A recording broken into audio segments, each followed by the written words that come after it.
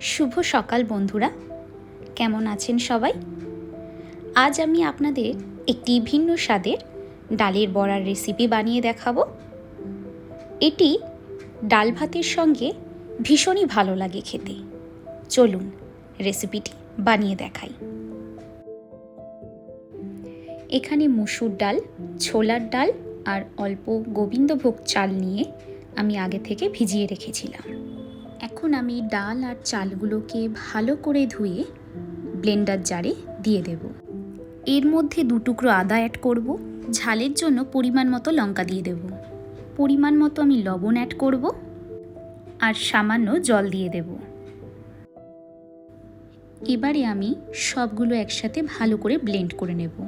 ব্যাটারটা কিন্তু খুব ভালোভাবে ব্লেন্ড হয়ে গেছে। খুব বেশি ঘনও হবে না, খুব বেশি পাতলাও হবে না। এরপর ব্যাটারটি আমি একটি বাটিতে ঢেলে নেব আর এতে কিছু মশলা অ্যাড করব। ব্যাটারটিকে আমি আরেকটু ভালোভাবে চামচের সাহায্যে ফেটিয়ে নেব।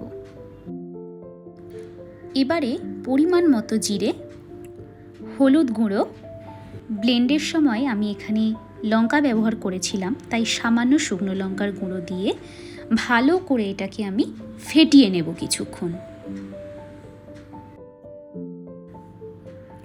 এরপর কড়াইতে তেল দিয়ে ভালোভাবে গরম হয়ে এলে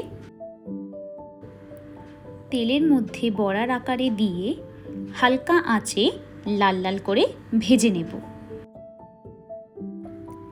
বড়াগুলির 2 পিঠ লাল লাল করে ভাজা হয়ে গেলে প্লেটে তুলে নেব পরিবেশনের জন্য।